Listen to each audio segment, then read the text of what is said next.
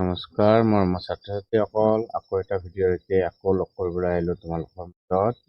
আজি আমি অধ্যায় 3 সংখ্যাৰ সৈতে খেলা ষষ্ঠ শ্ৰেণীৰ গণিত আলোচনা কৰিম। তো এই সংখ্যাৰ সৈতে খেলা মানে আমি সংখ্যাবোৰৰ লগত কি ধৰণে জোখ-মাখ কৰা বা তুলনা কৰা আমি এইবোৰ চাম আৰু। ইয়াতে চোৱা কৈছে উৎপাদক আৰু গুণিতক তোমালোকে পাবা, ইয়াতে গুণিতকৰ কথাও পাবা। তো উৎপাদক বুলি ক'লে প্ৰথমতে আমি আহোঁ বললৈ।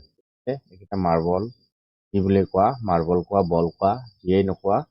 ইয়াতে চোৱা বল কেইটা আছে, 1 2 3 4 5 6 7 8 9 10 11 12টা। অ'কে, ইয়াতে আছে 12। তাৰমানে আমি কি সংখ্যা পালো ইয়াতে 12। এতিয়া 12ক ধৰা মই এনেকৈ উৎপাদকত ভাঙিলে এককৰ ঘৰত যুগ্ম সংখ্যা আছে 2ৰে যায়, 2 6 গুণে 12 নে 2 3 গুণে 6। তেনেহ'লে 12ক আমি কি পালো, 2 পূৰণ 2 পূৰণ 3। তো এই বস্তুটো যে পালো, এইটো উৎপাদক আছে আৰু গুণিতক আছে ইয়াতে, ঠিক আছে। ইয়াতে আমি কি পাম, উৎপাদক আৰু গুণিতক। তো ইয়াতে আমি কোনটো উৎপাদক আৰু কোনটো গুণিতক চাওঁ।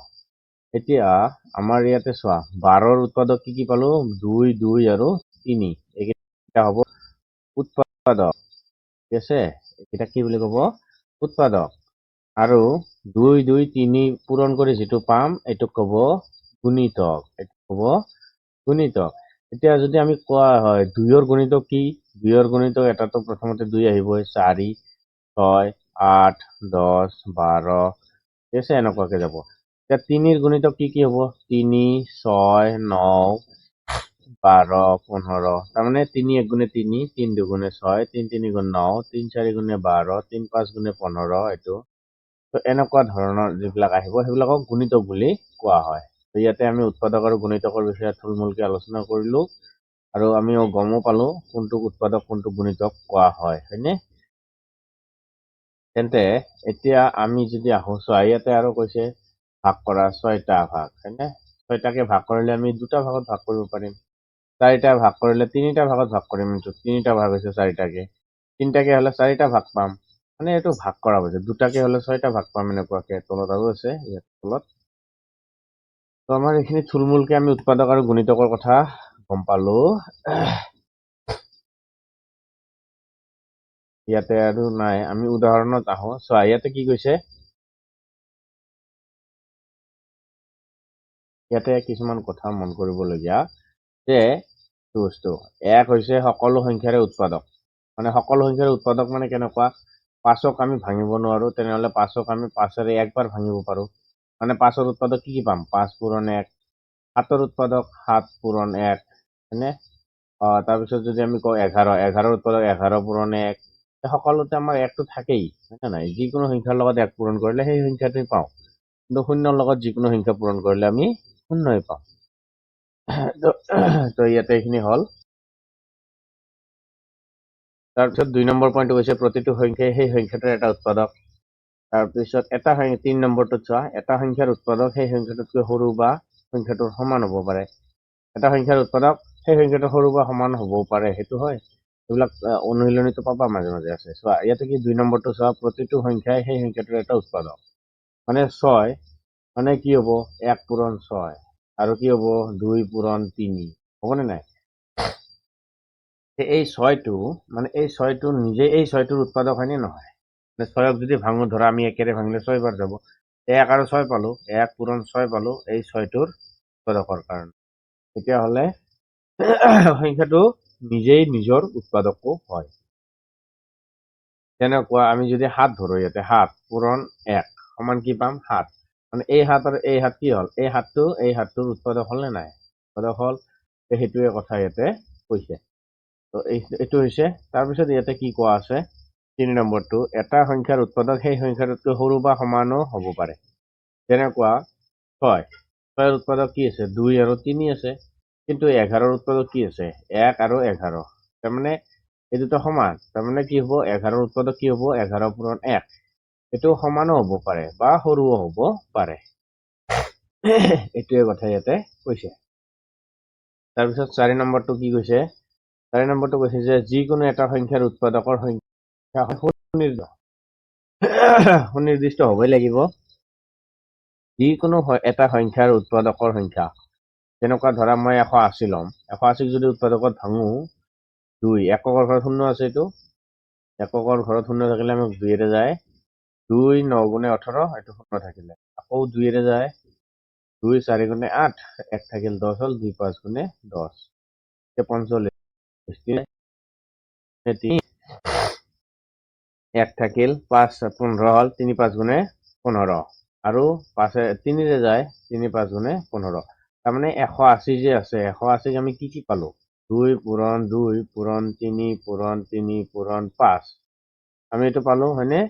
তো এই বস্তুটো মানে কি সুনিৰ্দিষ্ট, এটা কিবা এটা নাম্বাৰত গৈ আৰু নাযায়, এইটো হয়নে নাই, এইটো ফিক্স হৈ গৈছে। তো এই কাৰণে কৈছো যে 4 নম্বৰ পইণ্টটো, যে এটা সংখ্যাৰ উৎপাদক সুনিৰ্দিষ্ট হয়, মানে এটা নাম্বাৰত গৈ যিকোনো এটা নাম্বাৰত গৈ কি হ'ব, ৰখি যাব, সেইকাৰণে সদায় সুনিৰ্দিষ্ট বুলি কৈছে।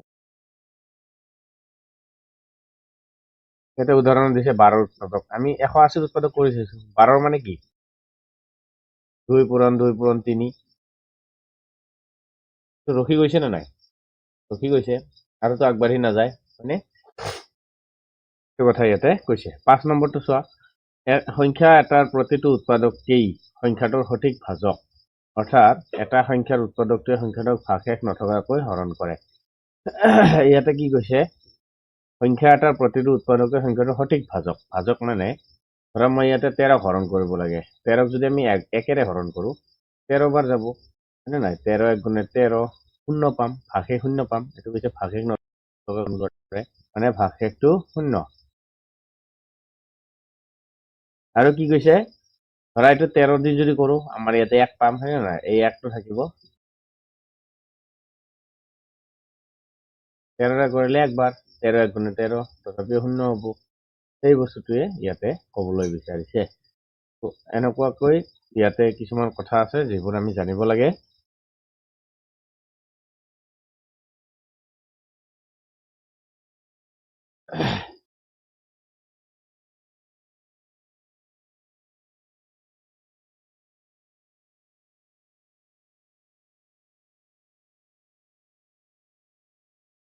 তো এতিয়া আহিল আমাৰ গণিত।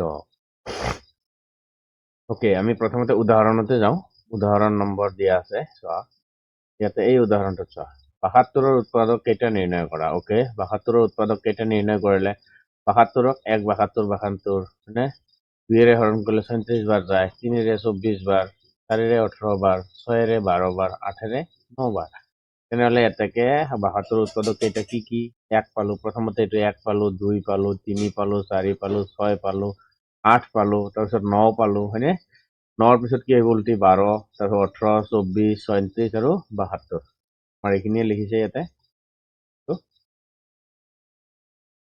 তাৰপিছত এতিয়া পৰ্যবেক্ষণ কৰা 1 আৰু 72ৰ ক্ষেত্ৰত ওপৰত দিয়া সংখ্যাকেইটাৰ বাদে, 1 আৰু 72 মানে এই 1 আৰু এই 72ৰ বাদে আন উৎপাদক পাবানে, পাম, 2 3 4 6 8 9 12 18 24 35 আছেই।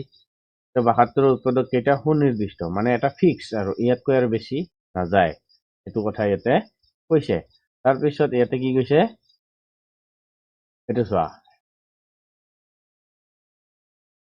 ইয়াতে কি কৈছে, 72ৰ উৎপাদক এটা 8 পাইছো নে নাই, আমি ইয়াতে 8 এটা আছে, এইটো 8 আছে, হয়নে, 8 9 গুণে 72, তেতিয়াহ'লে 8ৰ গুণিতক এটা 72 হ'ব, মানে 8 পূৰণ 9 কৰিলে কিমান পাম, 72 পাম, 72, 8ৰ গুণিতক 72, আকৌ 9ৰ গুণিতকো 72, কিন্তু 72ৰ উৎপাদক 8 আৰু 72ৰ উৎপাদক 9, এইটোও হয়, উল্টা পাল্টা হয় আৰু দুয়োটাই। এতিয়া আমি আহো তাৰপিছত, চোৱা 1 নম্বৰ গৃহকৰ্ম, ইয়াতে কি কোৱা আছে, যে ইৰাটোস্থেনিছৰ চালনীৰ বিষয়ে জানিছিলা তোমালোক আগৰ শ্ৰেণীত, পঞ্চম শ্ৰেণীত ইৰাটোস্থেনিছৰ চালনীৰ কথা পাইছিলা, 1ৰ পৰা 100 লৈকে কাটিব লগা হৈছিলে, মৌলিক আৰু যৌগিক সংখ্যা, সেইটো।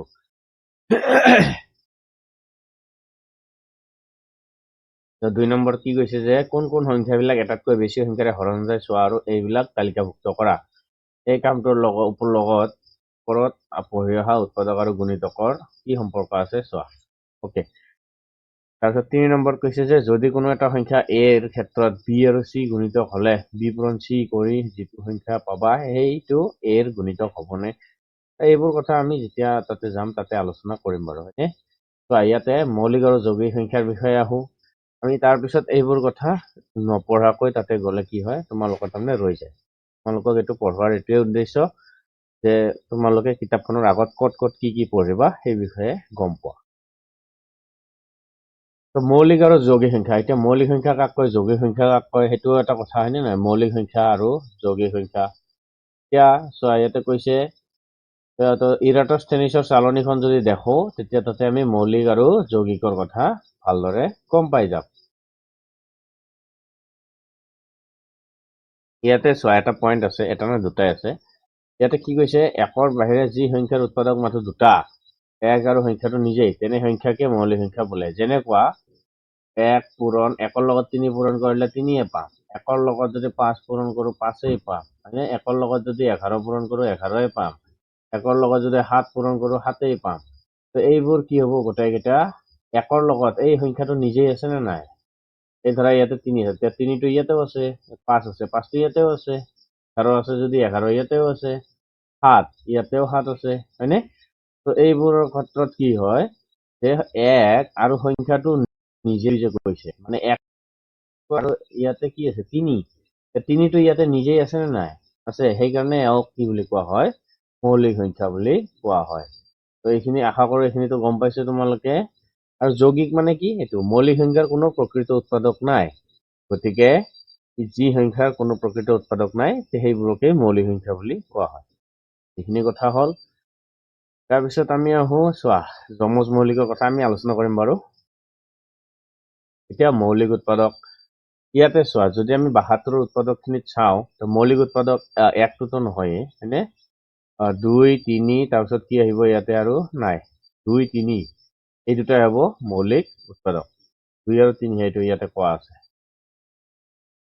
কাৰণ 2ৰ প্ৰকৃত উৎপাদক আৰু 3ৰ প্ৰকৃত উৎপাদক নাই। ঠিক আছে, যদি এনেকে দিয়া যায় এইটো কি হৈ যাব চশমা।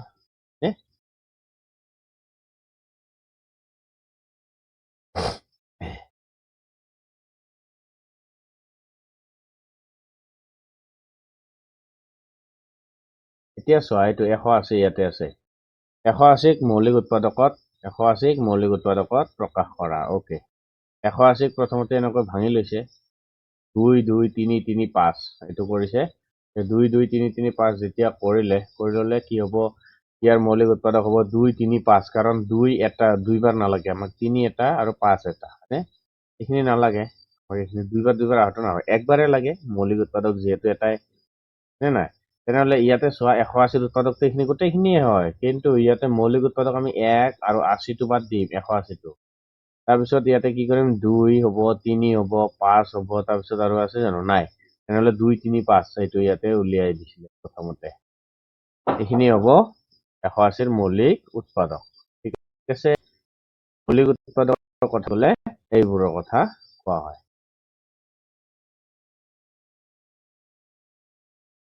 এতিয়া আহো এইটো 120ক মৌলিক উৎপাদকত প্ৰকাশ কৰা, ইয়াৰে উদাহৰণত চাওঁ। 120ক মৌলিক উৎপাদকত প্ৰকাশ কৰিব লাগে, তো 120ক মৌলিক উৎপাদকত প্ৰকাশ কৰিছে মানে প্ৰথমতে ভাঙি লৈছে, এইটো ভাঙি লোৱাৰ পিছত 2 3টা 3 আৰু 5, তেনেহ'লে কি কৰিছো ইয়াৰে মৌলিক উৎপাদক কি পাম 2 3 5 একেই, 180 আৰু 120ক একেই মৌলিক উৎপাদক পাম। তাৰপিছত আমাৰ আহো এতিয়া অনুশীলনী আহি পালো, তো অনুশীলনী আৰম্ভ কৰো আমি অলপমান ন, আমি 1 নম্বৰটো আৰম্ভ কৰো ব'লা। অনুশীলনী আৰম্ভ কৰাৰ আগতে আমাৰ যিখিনি আমি ইয়াতে আলোচনা কৰিলো সেইখিনি ছেপাৰেটলিয়ে থাকক, অনুশীলনী আমি অন্য এটা ভিডিঅ'ত আলোচনা কৰিম বাৰু। ঠিক আছে, তো অনুশীলনী আৰু বেছিক কথাখিনি একেলগত মিক্স কৰি দিলে পিছত প্ৰব্লেম হৈ যায়। তোমালোকে তাৰমানে বেছিকখিনি চাওঁতে বৰিং পালে কি হ'ব, এইখিনি এৰি দিবা, পিছত যে অনুশীলনীৰ প্ৰশ্ন থাকিব সেইখিনি ৰৈ যাব। তো আজিলৈ এইখিনিতে সামৰণি মাৰিছো এইটো ভিডিঅ', আমি অন্য এটা ভিডিঅ'তে অনুশীলনীৰ প্ৰশ্নৰ সৈতে আকৌ লগ পাম। ধন্যবাদ।